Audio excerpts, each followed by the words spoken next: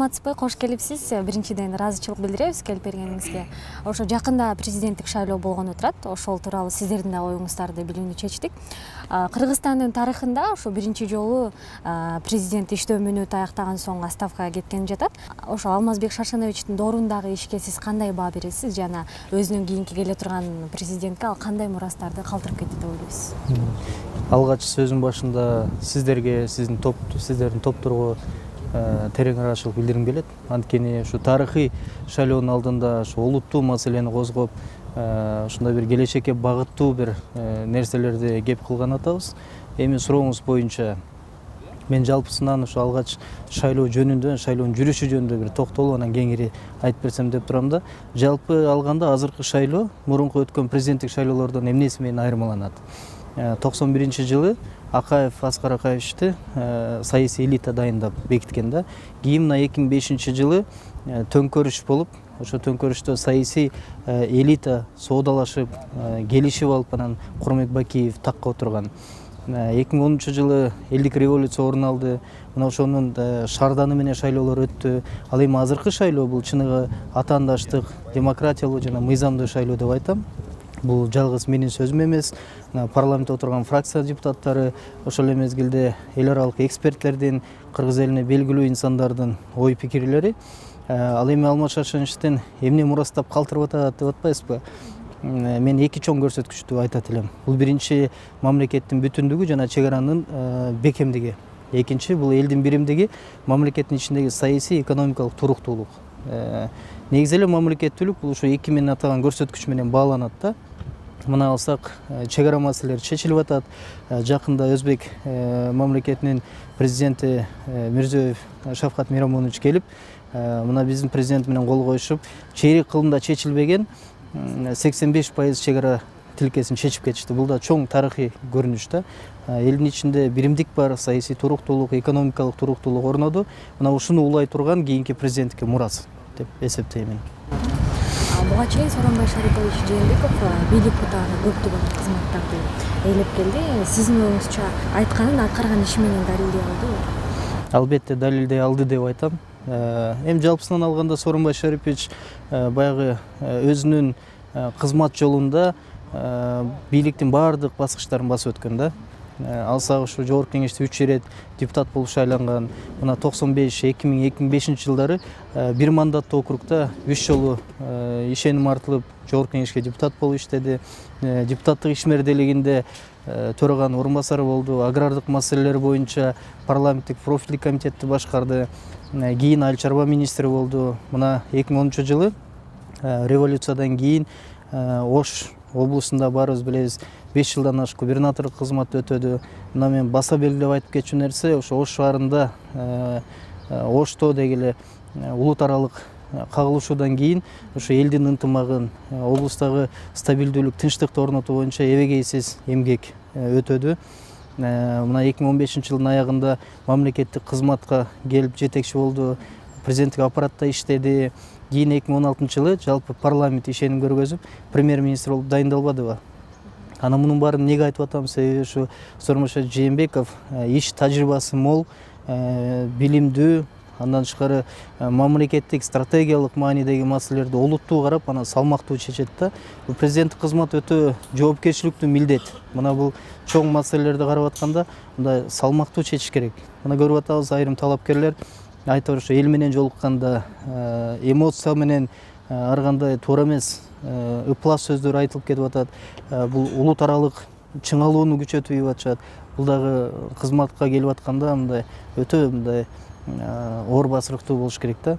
Анан премьер-министрлик учурунда бир-эки нерсесин атап берейин, ушу сиздин сурооңузга жооп беретинде. Сооронбай Жээнбеков өкмөткө башчы болуп келгенде 2016-жылдын биринчи кварталында ички дүң продукциябыз минус 4,9%-га түшүп кеткен. Мына 1,5 жылдын ичинде, 1 жыл 5 ай дегенде бул көрсөткүчтү 6,4%-га көтөрүп, жаңы өкмөткө өткөрүп берди. Бюджеттик киреше бөлүгүн ала турган болсок, ошо салыктын түшүүсүн 11 миллиардга көтөрүп берди. Мына азыр шайлоодо бир талапкер жүрөт. Мен дейт, бюджетти 40 миллиардга кирешесин көтөрүп берем деп.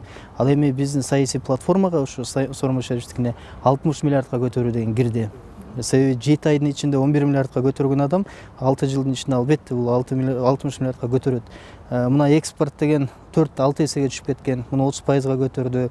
Анан көрүүчүлөргө баса белгилеп айткым келет, ипотека боюнча ар бир шайлоодо билесиздер, ошо ипотеканын коюндарын жана проценттин ставкасы деп коет, төмөндөтүп беребиз деген убадалар берилип жүрбөйбү айрым талапкерлер арасында. Ипотека боюнча саясий платформага кирди, ошо ипотеканын коюндусу 8%га түшөт деген. Бул конкреттүү ченелген, эсептелинген мен пайыздык көрсөткүчтү айтып атам, себеби 2016-17 жылга карата ошо ипотекалык коюндар 14% болчу. Аны 10%га түшүрдү. Демек, 6 жылдын ичинде 8% менен берүү бул реалдуу көрүнүш да. Анан жалпысынан мен ойлойм, бул сиздин сурооңузга жооп болду. Сооронбай Шарипович бул өзү мактанбаган адам. Анан иштерман, мээнети, талыкпас эмгеги менен бардык коюлган, алдыга коюлган максаттарына жетет. Демек сиз Сооронбай Шариповичтин жасаган ушул иштери жана сапаттары башка талапкерлерден айырмалап турат деп. Албетте. Эми сапаттары боюнча, айырмасы боюнча мен мынтип айтат элем да. Биринчи, Сооронбай Шарипович бул башка талапкерлерден айырмаланып, бул элдин ичинен чыккан элдик уул. Мына бир талапкер чыгып атпайбы, мен дейт президент болсом, элдин ичкен суусун ичем, элдин жеген нанын жейм депчи. Бул өзү уят көрүнүш. Себеби ал адамдар эгерде элдер нан жеп жүрсө ал кайда эле деген маселе да. Ал эми Сооронбай Шарипович өзү элдин ичинен чыккан жөнөкөй мугалим, зоотехниктен мына бийликтин бардык баскычтарын өтүп келди.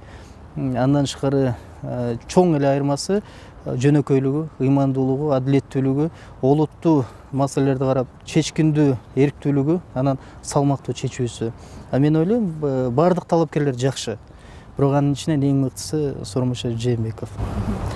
Бүгүнкү күндө Сооронбай Шариповичтин командасында кимдер бар жана кимдер колдоп жатат? Бүгүнкү шайлоодо Сооронбай Шариповичтин өзгөчөлүгү көптөгөн уюмдарды, саясий күчтөрдү бириктире алды. Мына бүгүнкү шайлоодо 10дон ашык чоң саясий партиялар колдоого алды, 50дөн ашык коомдук уюмдар, кыргыз элине көрүнүктүү, белдүү жана беделдүү инсандар колдоп атат. Демек мен айтам, Сооронбай Жээнбеков бул мамлекеттин бүтүндүгүн, элдин биримдигин сактаганга, бекемдегенге толук кудурети, күчү, эрки жетет. Ошол Сооронбай Жээнбековдун шайлоо алдындагы саясий платформасы эмнеге негизделген?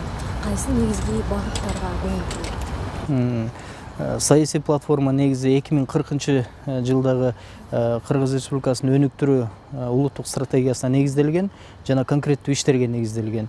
Билесиздер, 2040 бул символикалуу жыл. 2040 жылы Кыргыз мамлекетинин 50 жылдыгын белгилейбиз. Мына ошол жылы улуттук стратегиянын жыйынтыгы чыгат. Андан тышкары ошо 2040 жылы Кыргыз кагынатынын 1200 жылдыгы белгиленет. Бул 2040 стратегиянын өзгөчөлүгү бул жерде бул улуттук кеңеште талданып чыгат жана бунун ишке ашыруусунда бардык мамлекеттик органдар катышат жана президентке өзгөчө президенттин ишинин негизи болуп берет да. Анан Сооронбай Шариповичтин жалпылап айтканда саясий платформасы ишке кирген жана алдыда жазыла турган иштерге негизделген. Азыркы тапта ошо 60тан ашуун коомдук уюмдар, саясий партиялар жана ошондой эле көптөгөн диаспоралардын өкүлдөрү дагы Сооронбай Шариповичке өздөрүнүн үмүттөрүн артып жаткан учуру, сиздин оюңузча Сооронбай Шарипович элдин биримдигин жана бүтүндүгүн сактай алат? Албетте сактайт. Мен ишенем. Ошон үчүн чоң бизге окшогон чоң саясий партиялар колдоого алышты. Биринчи көрсөткүчү Сооронбай Жээнбековдун бул эл менен тил табышуусу, жөнөкөйлүгү, экинчи бул иш тажрыйбасынын молдугу. Сооронбай Жээнбековду жөн жеринен сиз атаган уюмдар, мен атаган инсандар колдогон жери жок. Мына азыр көрүнүктүү адамдар дагы өзүлөрүнүн оюн ачык айтып атышат. Демек, Сооронбай Жээнбеков башталган көчтү улап, ошо баягы кыргызда айтат эмеспи, чачылганды жыйнап, үзүлгөндү улайлы дегендей, ушундай бир журт айласын кыла турган инсан деп мен ишенем. Эки ооз сөз менен айтсаңыз, эмне үчүн эл Сооронбай Шариповичке добуш беришет? Биринчиден, Жээнбеков өзүнүн элин, өзүнүн элине жана жерине кыянаттык кылган эмес. Жээнбеков элин алдаган эмес, мамлекеттин мүлкүн урдаган эмес. Жээнбеков өзүнүн мээнети, талыкпас эмгеги менен эл ичине чогулткан кадыры бар, анан ат башындай баскан аты бар. демек Жээнбеков кийинки кыргыз көчүн улай турган мыкты талапкер деп мен ишенем жана президентке татыктуу. Жээнбековду шайлай турганыбыз бул мамлекеттин өнүгүүсүнүн кепилдиги. Жээнбековду тандаганыбыз бул кыргыз мамлекетинин келечеги.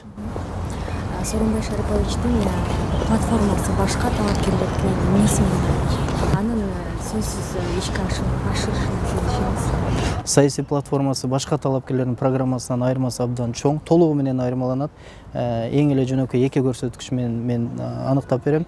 Биринчиси айдагы асманды алып тоо тиреген таштарды кулатам деген жери жок.